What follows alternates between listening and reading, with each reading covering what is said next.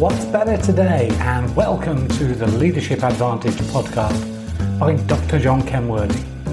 The Leadership Advantage isn't some magic pill or silver bullet to instant success as a leader, but I'm sharing the art and neuroscience of hacking expert leadership to unstuck your potential in life and work.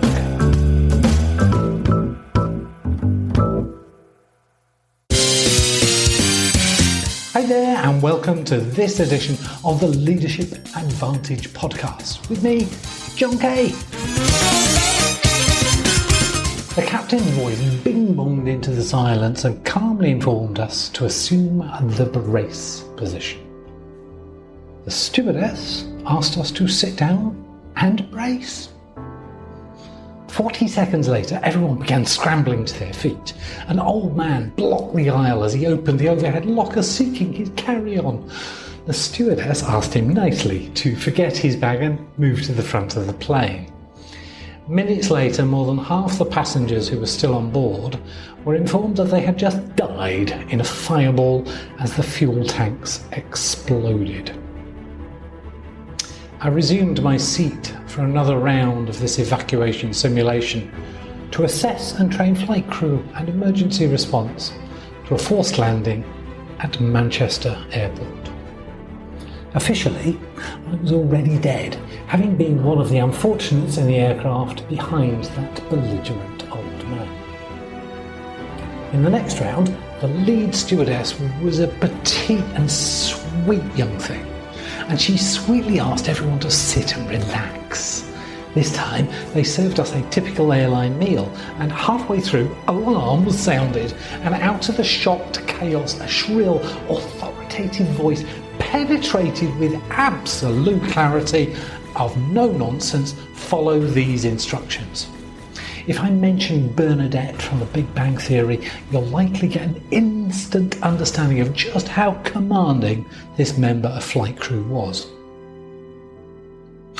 The belligerent old man had to retrieve his carry-on, of course, but this time he swiftly moved forward. There was just no way anyone wanted to get on the wrong side of this lady. This time I got to enjoy jumping down the door slide and walking onto the rain-soaked tarmac. This time, all passengers survived the fireball. In times of emergency, a straightforward command approach to influencing and leading is, perhaps, the only sensible choice. When there is no time for engaging people or asking politely, you can get a swifter response to a clear command. But would you want your boss to use that approach every day? I've had bosses who struggled to influence me well, and I've quit more than one job where the boss barked commands and then lambasted us with insults as a means of influence. See, influence, like leadership, is situational. There is no one correct style, no one way that works for all people. Flexibility in style is key to be able to influence those you will need to during your life.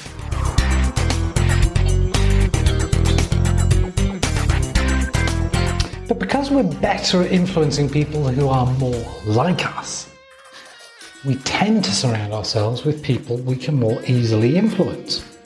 And those people, well, they tend to be pretty well much like ourselves.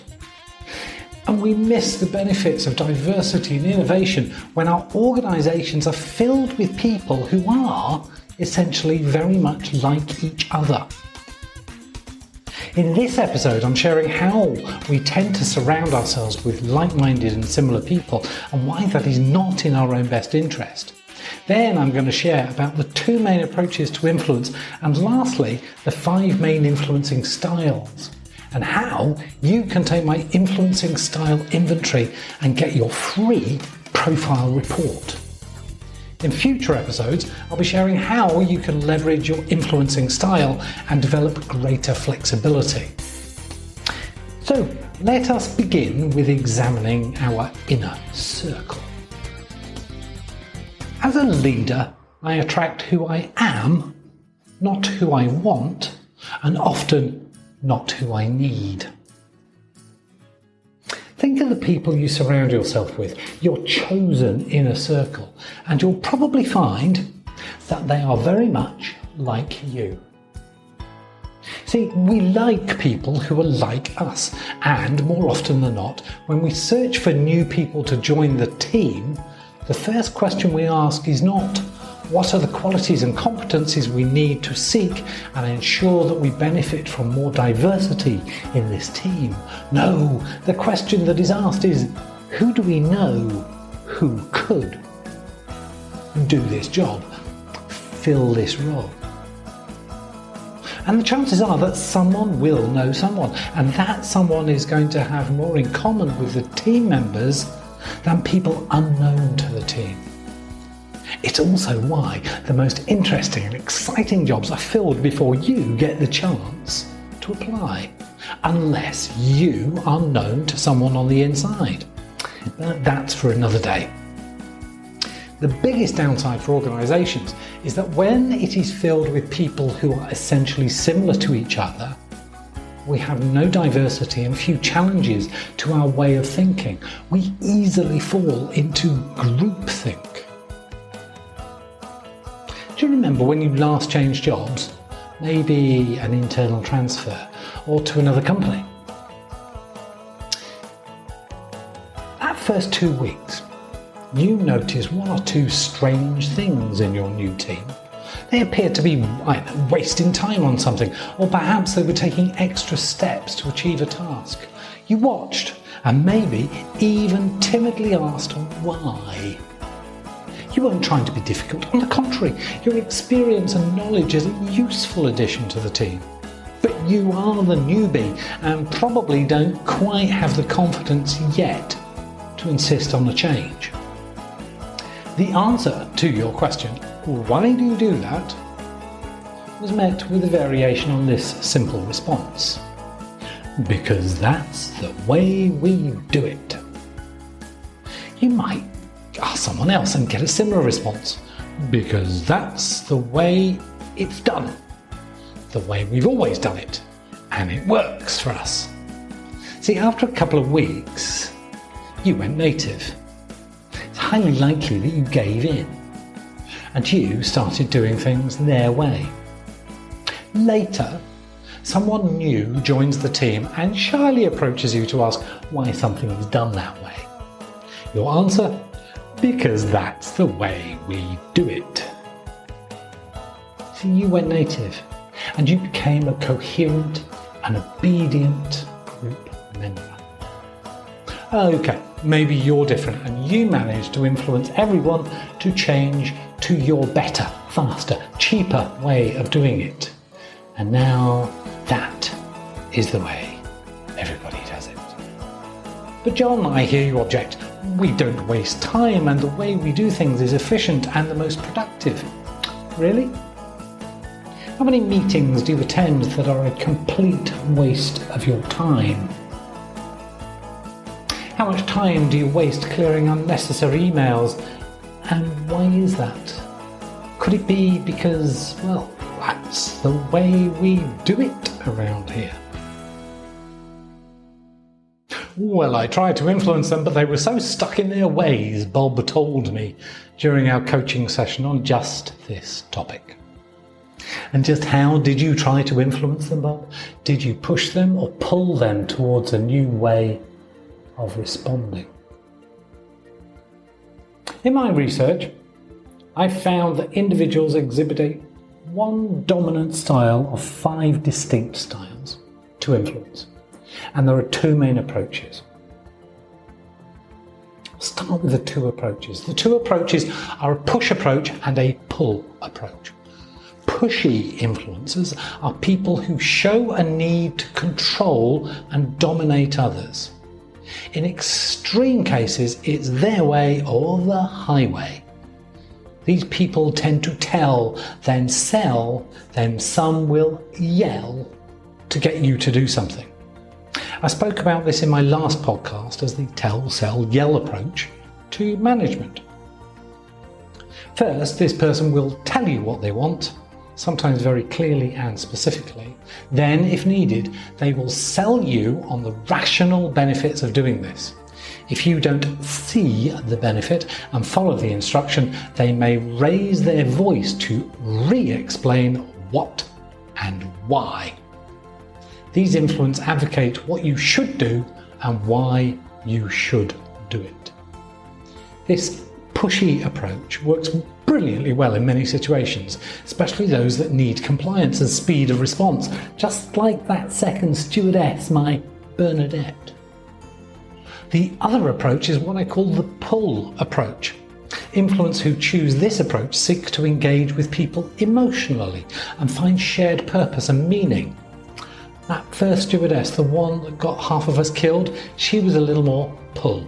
Fantastic for service and making us all comfortable during a normal flight, but as you're about to crash land, you want someone who is unafraid to take charge in the moment.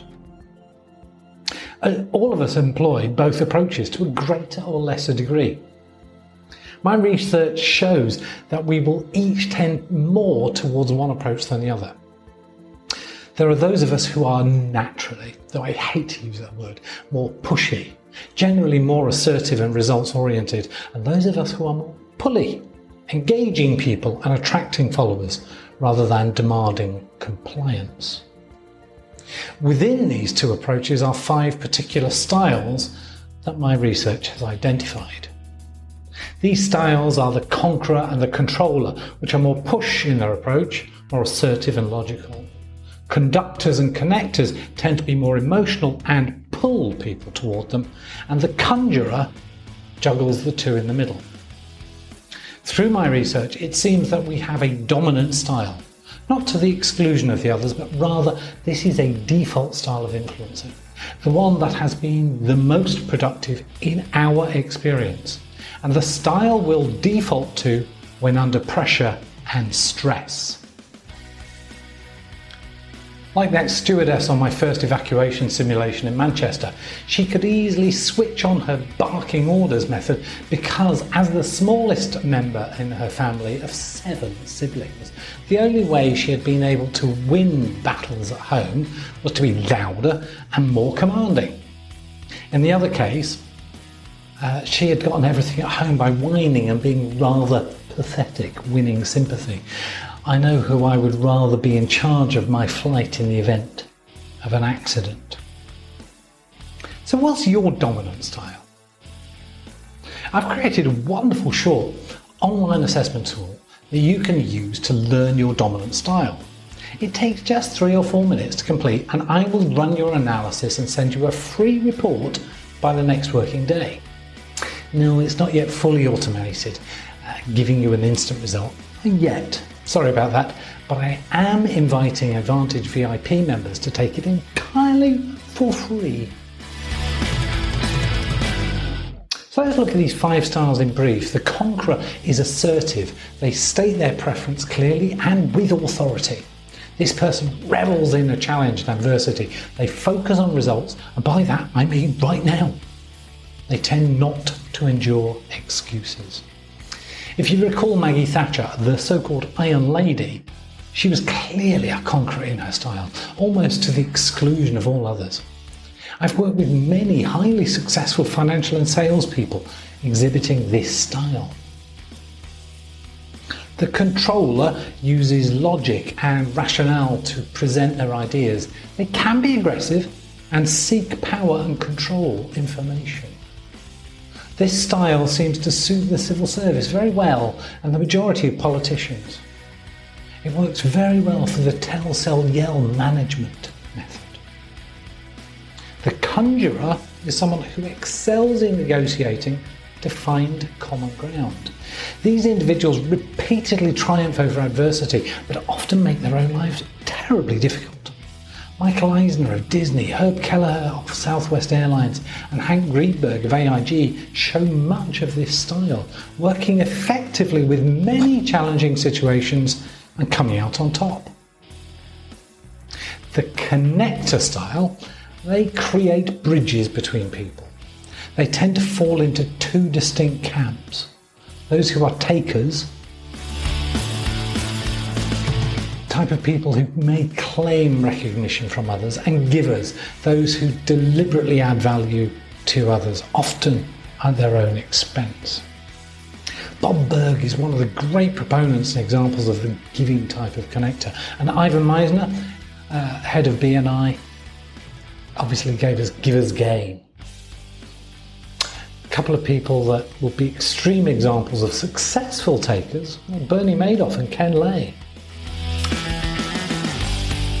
Conductors.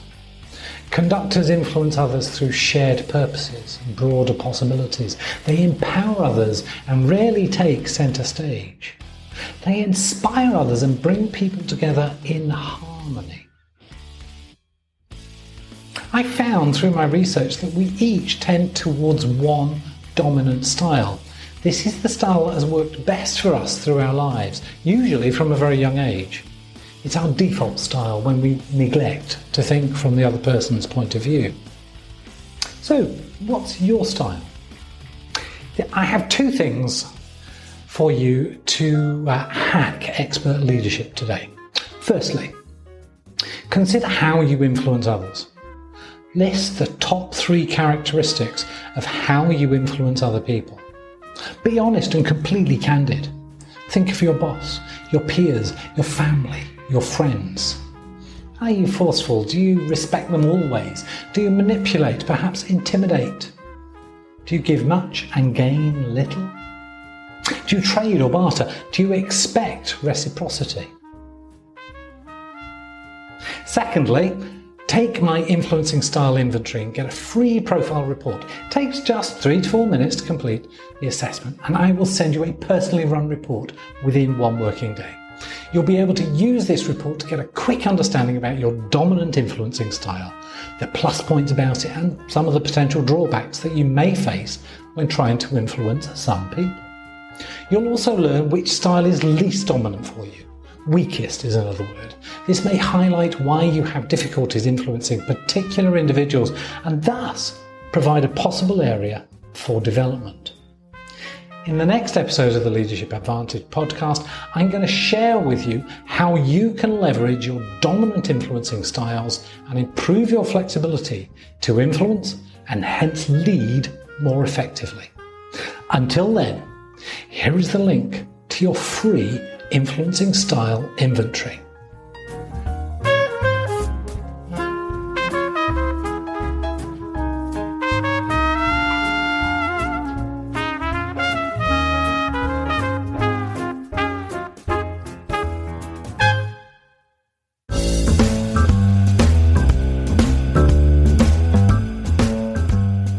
I hope that you really enjoyed this episode and will share some highlights with the people you care about most.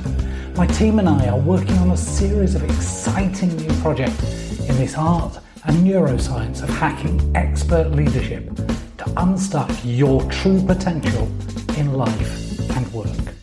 To learn more, visit leadershipadvantage.com or just search for Dr. John Kenworthy and connect with me.